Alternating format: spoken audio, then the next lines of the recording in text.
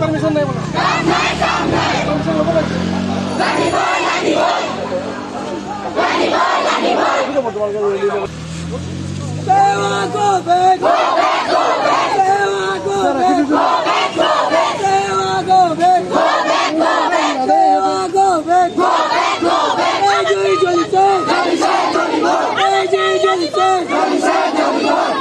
मुख्यमंत्री काम नहीं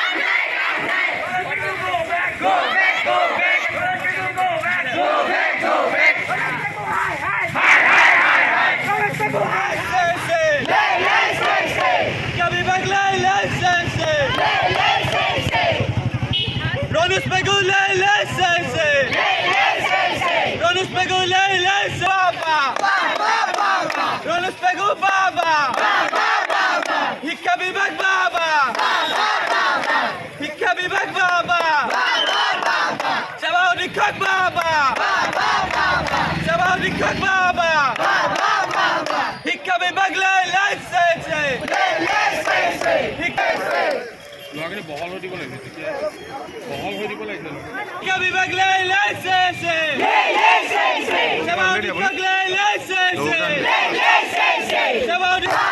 শিক্ষা বিভাগ বাবা সেৱা অধীক্ষক বাবা সেৱা অধীক্ষক বাবা ৰোলিস পেগুলে লাইসেন্স ৰোলিস পেগুলে লাইসেন্স শিক্ষা বিভাগ লাইসেন্স শিক্ষা বিভাগ লাইসেন্স সেৱা অধীক্ষক লাইসেন্স সেৱা অধীক্ষকক অতি সোনকালে গ্ৰেপ্তাৰ কৰক সেৱা অধীক্ষকক সোনকালে গ্ৰেপ্তাৰ কৰক সেৱা অধীক্ষকক সোনকালে গ্ৰেপ্তাৰ কৰক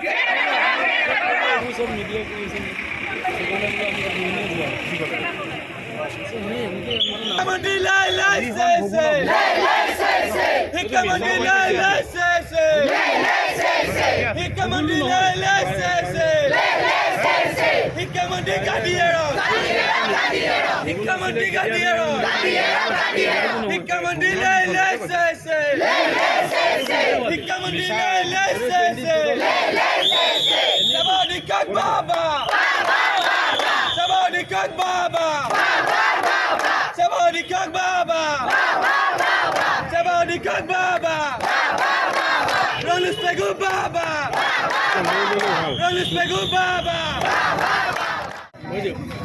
হৈ দিও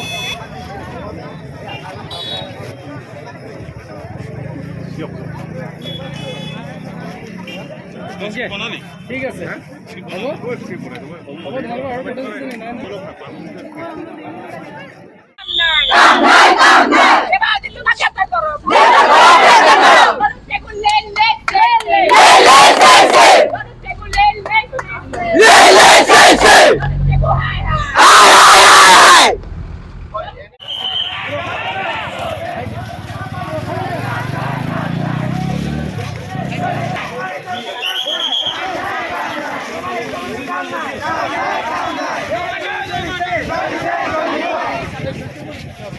শিক্ষামন্ত্রী কাম নাই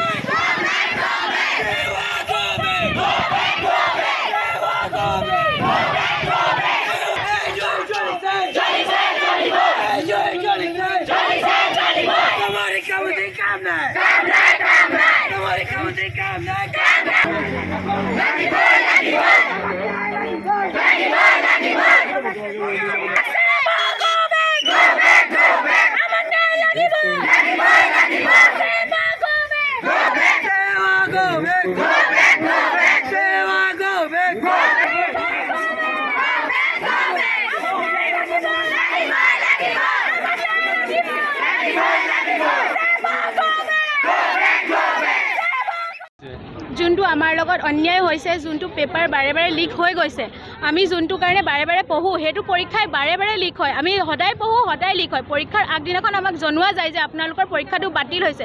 এইটো হ'লেতো নহ'ব ন। সেৱা বৰ্ডে নিজৰ দায়িত্বটো বুজি পাব লাগিব। তেওঁলোকে যদি এনেকুৱা নকৰিলে, যদি অকণ কঠোৰ কিবা নিৰ্দেশ দিলেহেঁতেন আগতে, তেওঁলোকে বাৰে বাৰেতো পেপাৰ লিক নহ'লেহেঁতেন ন। তেওঁলোকে কৈছিলে যে ইংৰাজী পেপাৰ আগতে লিক হৈছে বুলি তেওঁলোকে অকণ সন্দেহ কৰিছিলে। যদি তেওঁলোকে তেতিয়াই যদি কিবা কঠোৰ সিদ্ধান্ত ল'লেহেঁতেন, তেতিয়া আমাৰ পেপাৰটো পিছত লিক নহ'লেহেঁতেন, আমি আজি শাস্তি পাই থাকিবলগীয়া নহ'লেহেঁতেন। বাৰে বাৰে আমি পঢ়োঁ, বাৰে বাৰে আমি কষ্ট কৰোঁ, বাৰে বাৰে তেওঁলোকে পেপাৰটো লিক কৰে আৰু কি বুলি কয়, আমাৰ পৰীক্ষাটো বাতিল কৰে। সেইটো হ'লেতো নহ'ব। আমি মেণ্টেলি প্ৰেছাৰ পাই আছোঁ ষ্টুডেণ্টবিলাকে, আৰু তেওঁলোকে পৰীক্ষাটো আগলৈ বঢ়াই গৈ আছে। এনেকুৱা হ'লেতো নহ'ব ন। আমি চববাৰ পঢ়োঁ, আৰু এতিয়া আমাৰ এইটোও ভয় লাগি আছে যদি কেনেবাকৈ জিঅ'গ্ৰাফী পেপাৰো লিক হয়, আমি কেনেকৈ এতিয়া ষ্টুডেণ্টখিনিয়ে পঢ়িব পাৰিম বা কিবাত কনচেনট্ৰেট কৰিব পাৰিম। আমি কনচেনট্ৰেটো কৰিব পৰা নাই বা পঢ়িব পৰা নাই। আমাৰ কিমান কষ্ট হৈছে তেওঁলোকে সেইটো ভাবি চোৱাও নাই। তেওঁলোকক এতিয়া আমি বিচাৰোঁ যে সেৱা বৰ্ডে কিবা এটা কঠোৰ নিৰ্ণয় লওক আৰু সেৱা বৰ্ডৰ কিবা এটা হওক। আমি সেইটোকে অনুগ্ৰহ কৰি আমি আজি ওলাই আহিছোঁ যাতে আমি কিবা এটা ন্যায় পাওঁ। আমাৰ এখন নহয় দুখনকৈ পৰীক্ষা বাতিল হৈছে, আৰু সেয়াই আৰু এইবোৰ আৰু ষ্টুডেণ্ট এটা ফ্ল'ত পঢ়ি থকা হয়। 10 দিন 7 দিনকৈ এক্সাম দি পটককৈ কৈ দিয়ে যে এইটো এক্সাম বাতিল হৈ গ'ল, সিটো এক্সাম বাতিল হৈ গ'ল। এইটো এনেকুৱাকৈ নহয়। এক্সাম এটা পতাৰ হেৰি এটা থাকে, মানে কি হয়, এটা ছেট থাকে। আপোনালোকে পটককৈ কৈ দিলে নহয় যে এইটো ছাবজেক্ট আজি হ'ব বা সেইটো ছাবজেক্ট আজি হ'ব। সেইটো আমাৰো এটা পঢ়াৰ এটা ফ্ল' থাকে ন, যোনটো আপোনালোকে আমাৰ কি হয়, আমি এক্সাম এটা যেতিয়া আমাৰ এক্সামটো ষ্টাৰ্ট হৈ যায়, মেট্ৰিক এটা বহুত ডাঙৰ এক্সাম হয়। মেট্ৰিকটো যেতিয়া এটা ষ্টাৰ্ট হৈ যায়, এইটো কি হয়, আমি এটা ছাবজেক্টহে পঢ়োঁ। যেতিয়া এটা ছাবজেক্ট কমপ্লিট হৈ যায়, আমি সেইটো ছাবজেক্ট একদম মাইণ্ডৰ পৰা উলিয়াই দিওঁ যে আমাৰ ইটো ছাবজেক্ট পঢ়িবলৈ আমাৰ স্পেচ লাগে। আৰু এনেকৈ এটা ছাবজেক্ট যদি বাতিল হৈ থাকে, আমাৰো বহুত হেৰি হয়। আমি এটা ফ্ল'ত পঢ়ি থাকোঁ, সেইটো ফ্ল'টো ভাঙি যায়। সেয়াই আৰু আমি এইটোৱে আহ্বান কৰোঁ যে মানে যদি এক্সামটো পাতিছে ভালকৈ পাতক, আৰু যদি নেপাতে নেলাগে পাতিব। আজি কিহৰ কাৰণে ৰাজপথলৈ ওলাই আহিছা? আপোনালোকৰতো পৰীক্ষা আছে, জিঅ'গ্ৰাফী পৰীক্ষা এতিয়াও বাকী আছে, কিন্তু আপোনালোকে পঢ়া নাই, আপোনালোকে ৰাস্তালৈ ওলাই আহিবলগীয়া হৈছে। আজি অসমীয়া বিভাগৰ পৰীক্ষা আছিল, কিন্তু পৰীক্ষা হলত নাথাকি আপোনালোকে ৰাজপথলৈ ওলাই আহিবলগীয়া হ'ল। পেপাৰ লিক হৈছে, পৰীক্ষা বাতিল হৈ আছে, এনেকৈ কি কৰিম, শিকিব পাৰিম ন? এনেকুৱাতে পঢ়িবলৈ আমাৰ কি হৈছে, পঢ়িব বিচাৰিছোঁ, কিন্তু আমাৰ এইটো ভয় লাগে যে যদি আমি এতিয়া জিঅ'গ্ৰাফী পঢ়োঁ, যেনেকৈ আমি এতিয়া প্ৰথম ছায়েন্স পঢ়িলোঁ, পিছত গম পালোঁ ছায়েন্স বাতিল হ'ল, তাৰপৰা পঢ়িলোঁ MILৰ কাৰণে, পিছত গম পাইছোঁ MILো বাতিল হৈ গ'ল। এতিয়া আমি যদি জিঅ'গ্ৰাফীৰ কাৰণে পঢ়োঁ, জিঅ'গ্ৰাফী যদি বাতিল হৈ যায়, আমি কি কৰিম এনেকৈ ন? আৰু এনেকৈ মানে ইমান বাতিল হৈ আছে ন, আমাৰ মানে এটা মানে এনেকুৱা হৈছে যে আমি কি পঢ়োঁ, মানে এইটো পঢ়িলে যদি আকৌ এইটো বাতিল হৈ যায়, এইটো পঢ়াও এনেই গ'ল। আকৌ মানে লাষ্টত এতিয়া গোটেইখিনি কৰিম বুলি কৈছে, সেইখিনি কৰিলেও যদি মানে তেতিয়াও বোলে কিবা কিবি যদি এনেকুৱা প্ৰব্লেমছ আহি যায়, লগতে যেতিয়া আমাৰ আৰু এটা কথা শুনিছোঁ যে আমাৰ হাফ ইয়েৰলিটো বোলে ছায়েন্সৰ পেপাৰ বাতিল হৈছে, মানে এনেকুৱা লিক হৈছিলে, তেতিয়াও আমাৰ ছায়েন্সৰ আমাৰ সেইটো হেৰি কৰি দিয়া হ'ল, মানে 2 দিনমান পিছুৱাই দিয়া হৈছিলে। তেতিয়াই যে যদি চালেহেঁতেন ক'ত লিকটো হৈছে, কেনেকৈ কি হৈছে, তেতিয়া বেছি যদি মানে যদি চিকিউৰিটি টাইট কৰিলেহেঁতেন ন, এতিয়াতো এইটো মানে মেট্ৰিকত এইটো নহ'লহেঁতেন। এনেদৰে আমিহে এতিয়া যোনখিনিয়ে পাইছে সেইখিনিতো বেলেগ কথা, যোনখিনি নাই পোৱা সেইখিনিতো এনেই ট্ৰেভেল হৈছে ন। এতিয়া মানে আমি এতিয়া একো পঢ়িব পৰা নাই না কিবা কৰিব পাৰিছোঁ। প্ৰথম 3টা পেপাৰ আমাৰ ভালকৈ গ'ল, বাকী 3টাত এনেকুৱা প্ৰব্লেমছ ইমান ক্ৰিয়েট হৈ আছে। এনেকৈ হ'লেতো আমাৰ দিগদাৰ হয় ন। তোমালোকে এতিয়া চৰকাৰ আৰু সেৱাক কি আহ্বান জনাবা?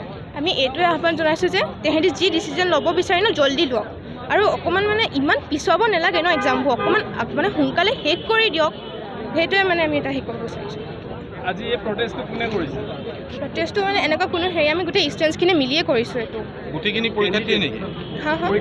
গোটেইখিনি ক্লাছ 10ৰ ষ্টুডেণ্টছ হয়, এতিয়া যোনখিনি HSLC এক্সাম দি আছে।